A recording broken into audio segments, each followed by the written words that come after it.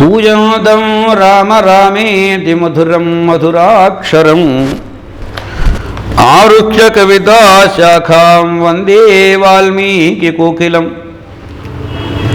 వాల్మీకిర్మునిసింహస్య కవితా వనచారిణః శృణ్వన్ రామకథానాదం కోనయాతి పరాంగతిం. శ్రీమద్ రామాయణాన్ని మనం చదువుకునేటప్పుడు గ్రంథమును లోకానికి అందించినటువంటి మహాభాగుడు అభిజ్ఞ పుంగవుడు వాల్మీకి మహర్షి వివరాలను కొంచెం తెలుసుకొని గ్రంథంలోకి వెళ్ళాలి.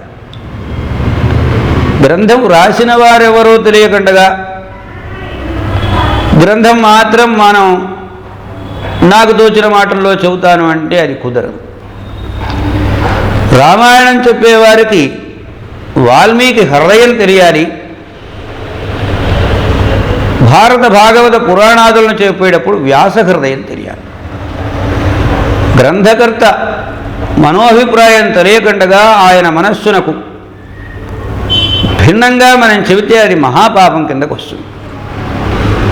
ముందుగా వాల్మీకి మహర్షి శిష్యుడుగా అడిగినవాడు ఆయన కాబట్టి మొట్టమొదటి మాట ఆయనది కనుక ఆయన గురించిన వివరాలు కొంచెం చెప్పుకుందాం. కూజంతం రామ రామేతి మధురం మధురాక్షరం ఆరుహ్య కవితాశాఖాం వందే వాల్మీకి కోకిలం. వాల్మీకి అనే పేరు కలిగినటువంటి ఒక కోకిలకు నేను నమస్కారం చేస్తున్నాను. ఎలాంటిది ఈ కోకిల? కూజంతం చెట్టు కొమ్మ మీద కూర్చొని కవిత అనేటువంటి శాఖ పైన కొమ్మ పైన కూర్చొని నిరంతరం గానం చేస్తున్నది, కూతలు కూస్తున్నది. కోయిల కూత మధురాతి మధురంగా ఉంటుంది కదా. ఏమని కూస్తున్నది అంటే రామ రామ రామ. శ్రీమద్ రామాయణాన్ని జాగ్రత్తగా మనం పరకాయించి చూస్తే ప్రతి శ్లోకంలో దరిదాపు రామ రామ అనే రెండు అక్షరాలు మనకు కనబడుతూనే ఉంటాయి. ఎందువల్లంటే రా అనేటువంటి అక్షరాన్ని ఉచ్చరిస్తే పాపాలన్నీ బయటికి పోతాయి. వెంటనే మా అని తలుపు మూసినట్టుగా పెదవులు అలా ముందుకు వంగుతాయి కాబట్టి రెండు కలుస్తాయి కనుక ఆ పాపం మళ్ళీ లోపలకు వెళ్ళకుండా ఉంటుంది. అత్యంత మధురంగా ప్రతి అక్షరము ఇందులో మధురమే. అక్షరం అంటే నాశం కానిది అని అర్థం, లిఖితమైనది అని అర్థం. అలా కూస్తూ ఉన్నటువంటి వాల్మీకి అనే పేరు కలిగిన ఒక మహర్షికి నేను నమస్కారం చేస్తున్నాను అని గ్రంథం ప్రారంభమవుతుంది. ఇక ఈ వాల్మీకి ఎవరు ఏమీ ఈయన కథ. చాలామందికి వాల్మీకి మహర్షి ఒక బోయవాడు అనే అభిప్రాయం ఉంది. ప్రత్యేకసుడు అనే పేరు కలిగినటువంటి ఒక మహర్షి యొక్క కుమారుడైన ఉత్తమ బ్రాహ్మణుడైనటువంటి వాడు మహర్షి అయినటువంటి వాడు. ఈ వాల్మీకి చిన్నతనంలో కారణాంతరాల వలన బోయపల్లిలో పెరగవలసిన పరిస్థితి వచ్చింది. ఆ బోయపల్లిలోనే పెరిగి పెద్దవాడైనాడు, వివాహం చేసుకున్నాడు, పిల్లల్ని కన్నాడు. మరి జీవనాధారం ఏదో ఒకటి ఉండాలి కాబట్టి దారులు కొట్టాడు. ఆ దారి వెంట వెళుతూ ఉన్న వాళ్ళని చావమోది చెట్టుకు కట్టేసి వాళ్ళ దగ్గర ఉన్న సొమ్ములు కాజేసి తనను తన భార్య పిల్లలను పోషించుకుంటూ జీవితం గడిపేవాడు. ఈ సామాన్యంగా దారిదోపిడీదారుగా లోకంలో ప్రసిద్ధుడైనటువంటి వాడు ఒకప్పటి వాల్మీకి మహర్షి. సరే, ఈయన రత్నాకరుడనో మరోటో పేరు పెట్టారనుకోండి, ఏదో ఒక పేరు, తల్లిదండ్రులు పెట్టిన పేరు ఏదో. రత్నాకరుడు అనే పేరుతో దోపిడీలు చేస్తూ ఉన్నాడు. ఒక రోజున అనుకోకుండా ఆ దారి వెంట సప్త మహర్షులు వచ్చారు. కశ్యప, అత్రి, భరద్వాజ, విశ్వామిత్ర, గౌతమ, జమదగ్ని, వశిష్ఠులు. వీళ్ళు మొత్తం 7 సప్త మహర్షులు అంటారు. ఆ 7 ఆ దారి వెంట వస్తున్నారు. వీళ్ళ దగ్గర బాగా సొమ్ములు ఉన్నాయి. ఈ సొమ్ములు కాజేద్దాం అనే ఉద్దేశంతో వాళ్ళని అడ్డగించాడు. ఆయన ఏం చేస్తున్నావురా నువ్వు అంటే, మీ దగ్గర ఉన్న సొమ్ములు కాజేసుకెళ్ళి పెళ్ళాం పిల్లల్ని పోషించుకుంటాను అంటే, అప్పుడు వాళ్ళు అన్నారు, నాయన ఇది దొంగతనం అనేది మహాపాపం రా. దొంగతనం అంటే ఇక్కడ ఇతరుల సొమ్ము తాను సంగ్రహించడం, దీనికే దొంగతనం అని పేరు. అది తెలిసి చేసినా తెలియక చేసినా దహతి ఆచంద్రతారకం అన్నారు. చంద్రుడు నక్షత్రాలున్నంత వరకు వంశమంతా నిర్వంశమై నాశమవుతుంది, బాధలు అనుభవిస్తారు.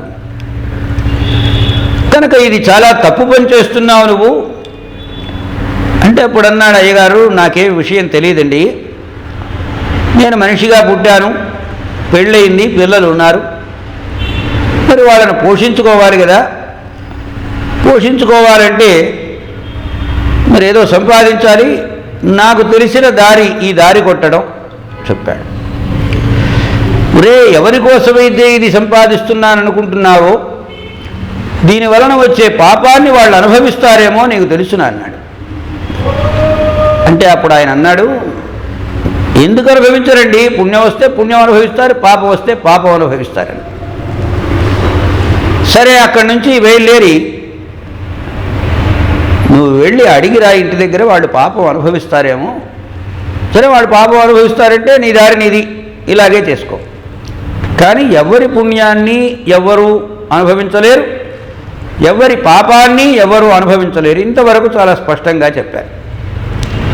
సరే, నేను వెళ్ళి అడిగొస్తానన్నాడు. ఇంటికి వెళ్ళాడు, భార్యను అడిగాడు, నేను ధనం సంపాదిస్తున్నాను, తీసుకొస్తున్నాను, నువ్వు ఇంటి దగ్గరుండి ఈ పిల్లలకు వంట చేసి పెడుతున్నావు, నువ్వు తింటున్నావు, నేను తింటున్నాను, దీనివలన పాపం వస్తే ఆ పాపం నువ్వు అనుభవిస్తావా అనుభవించవా అని అడిగాడు. అబ్బెబ్బే, నాకేమి సంబంధం అండి, మీరు మగవాడు కాబట్టి బయటకు వెళ్ళాలి, సంపాదించి తీసుకురావాలి సొమ్ము, నేను ఇంటి దగ్గర దాన్ని దుర్వ్యయం చేయకుండా కుటుంబానికి ఉపయోగపడేటట్లుగా చేయాలి, ఇది మనం చేయవలసిన పని. మీరు చేసే దానిలో పాపం ఉంటే దాన్ని నేనేం చేస్తాను, కనుక నేను ఈ పాపంలో నాకు సంబంధం లేదు, అనుభవించనన్నది. సరే, వెంటనే పిల్లలు అడిగారు, నాన్న మేము పిల్లలం కాబట్టి పోషించవలసిన బాధ్యత నీ యందు ఉంటుంది, అందువలన నీవు ఎలా సంపాదిస్తున్నావో, మాకెందుకు పుణ్యం చేసావో పాపం చేసావో దాన్ని మేమెందుకు అనుభవిస్తామన్నారు పిల్లలు. బుర్ర గిర్రన తిరిగింది. ఆయన పరుగులెత్తుకుంటూ వచ్చాడు మహర్షి నారదుని వారి దగ్గర, ఇది సప్తమహర్షుల దగ్గరికి వచ్చి, అయ్యా నేను చాలా తప్పు చేశాను, పొరపాటు చేశాను, నా భార్య నా పిల్లలు వాళ్ళు నా కష్టసుఖాల్లో పాలు పంచుకునేవాళ్ళు, వాళ్ళని పోషించేది నేను, పుణ్యం వచ్చినా పాపం వచ్చినా వాళ్ళకు కూడా బాగా ఉంటుందని భ్రమలో ఉన్నాయి ఇంతకాలం, వాళ్ళు తెగేసి చెప్పారు నీ పాపంతో మాకు సంబంధం లేదని, అందువల్ల మీరు బాగా ఆలోచించి తరణోపాయం ఏదైనా ఉంటే చెప్పవలసింది అని చెప్పి ప్రార్థన చేశారు. చేస్తే అప్పుడు వాళ్ళు రామశబ్దాన్ని వ్యత్యస్తంగా మరా అని చెప్పి, ఇది నిరంతరం ధ్యానం చేస్తూ ఉండు, నువ్వు అనుకుంటూ ఉండు, నీకు మేలు జరుగుతుందని చెప్పారు. సప్తమహర్షులు వెళ్ళిపోయినారు. వెళ్ళిపోయిన తర్వాత ఈయన అక్కడే కూర్చున్నాడు. రామ అనే వధు మరా మరా మరా అనుసూతంగా అంటూ వస్తున్నాడు. ఇప్పుడు ఏమైందంటే ఈ మరా మరా కాస్త రామ రామాగా మారిపోయింది. ఇక పగలు తేడా తెలియదు, రాత్రి తేడా తెలియదు, అంతర్ముఖుడైనాడు. ఈ శబ్దోచ్చారణం మరా మరా అనేటువంటిది రామ రామాగా మారి అలా ఉచ్చరింపబడుతూనే ఉంది. ఎంత తీవ్రంగా ఈ మహాతపస్సును చేశాడంటే, కాళ్ళ దగ్గర నుంచి తల వరకు పుట్ట పేరుకున్నది, చెదల పుట్ట. ఆ పుట్ట మధ్యలో తాను కూర్చున్నాడు. ఇదేదో ఆర్టిఫిషియల్గా పుట్ట తయారు చేసుకొని నాటకాల్లో బుట్టలాగా తయారు చేసేది కాదు. చెదలు పుట్టలు పెట్టినాయి, పెద్ద పుట్ట అయింది, దాని మీద వెదురుగడలు మలిచినాయి. అంత తీవ్రమైన తపస్సు అంటే శరీర స్పృహ లేదు. అటువంటి స్థితిలో నారద మహర్షి వారు వచ్చారు. వచ్చి కమండలంలోని జలాన్ని అలా చల్లారు. చల్లితే ఆ పుట్టంతా శిథిలమైంది. శిథిలమైన తర్వాత ఈ మొత్తం శరీరం అంతా బొమికల పోగుగా ఉంది. కమండలోదకం మీద పడగానే ఆ మంత్రజల ప్రభావం చేత ఈ శరీరం అంతా కూడా మళ్ళీ కండరాలతో ఎలా మానవ శరీరం ఉంటుందో అలా తయారైంది. వల్మీకము అంటే పుట్ట, వల్మీకము నుండి ఆవిర్భవించిన వాడు కాబట్టి ఆయనకు వాల్మీకి అనేటువంటి పేరున్నది. రామనామంతో పునీతమైన జిహ్వ, రామనామంతో పునీతమైనటువంటి సప్తధాతువులతో కూడిన శరీరం, అటువంటి మహర్షి ఆయన ఋషిగా మారాడు. ఒకప్పుడు బోయేవాడుగా ఉండి దారులు కొట్టినటువంటి ఆయన ఒక మహర్షిగా మారాడు. అందుకే తన చరిత్రే చెబుతున్నాడా అన్నట్టుగా శ్రీమద్ రామాయణం యుద్ధకాండలో ఒక మాట చెబుతారు. విద్యతే గోషు సంపన్నం విద్యతే బ్రాహ్మణే దమః. జీవితకాలంలో ఎక్కడైనా విరుద్ధంగా నడుచుకున్నా, దానివలన ఏదైనా ఇబ్బందులు పడినా ఏదో ఒకనాటికి బ్రాహ్మణునకు రావలసినటువంటి ఇంద్రియ నిగ్రహ శక్తి వస్తుంది అనేటువంటి మాట చెప్పాడు వాల్మీకి మహర్షి. ఆ తరువాత ఈ వాల్మీకి మహర్షి నారదుల వారిని ప్రశ్న వేశాడు. ఇందాక శ్లోకంలోకి సమాధానం. వాల్మీకిర్మునిసింహస్య కవితా వనచారిణః శృణ్వన్ రామ కథానాదం కో నయాతి పరాంగతి. వాల్మీకి అనబడేటువంటి ఒక మృగరాజు, సింహం, ఒక మహారణ్యంలో సంచారం చేస్తున్నది. ఆ మహారణ్యం ఏంటంటే కవిత్వం అనే మహారణ్యం. రామాయణంలో ప్రతి శ్లోకము అద్భుతమైనటువంటి కవితా విన్యాసంతో ఉంటుంది. కొంచెం అర్థం చేసుకోవడం కష్టమైన వ్యాసుని వాంగ్మయం అంత కష్టంగా ఉండదు, చాలా తేలికగా సునాయాసంగా అర్థమవుతుంది. వాల్మీకిది ఒక ఉద్యానవనంలాగా ఉంటుంది. ఉద్యానవనంలోనే విహరిస్తూ ఉన్నటువంటి వాల్మీకి అనే సింహపు మాటలను, గర్జనలను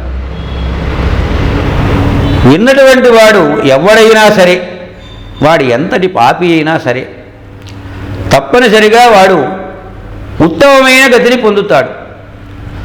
ఉత్తమ గతి అన్నదానికి అర్థం ఏమిటంటే ఇక్కడ తానున్నటువంటి స్థితి కంటే ఉత్తమమైన స్థితి. అలాగనే పరాగతి అన్నదానికి ఇంకో అర్థం ఏమిటంటే అన్నింటికంటే పెద్దదైన ఉత్తమ స్థితి అంటే మోక్షాన్ని సంపాదించుకోవడం. మామూలు తానున్న స్థితి నుండి ఉన్నతుడుగా ఎదగడం ఒకటి, మోక్షాన్ని కూడా సంపాదించుకోవడం అనేటువంటిది ఒకటి. ఇటువంటి గ్రంథాన్ని మనకు అందించినటువంటి మహాత్ముడు మహర్షి వాల్మీకి. ఈయన నారదుల వారిని ఒక ప్రశ్న వేస్తారు. ఆ ప్రశ్నకు సమాధానం నారదుల వారు చెబుతారు. ప్రశ్న సమాధానం ఏమిటి అనే విషయాన్ని తరువాత మనవి చేస్తాను. సెలవు.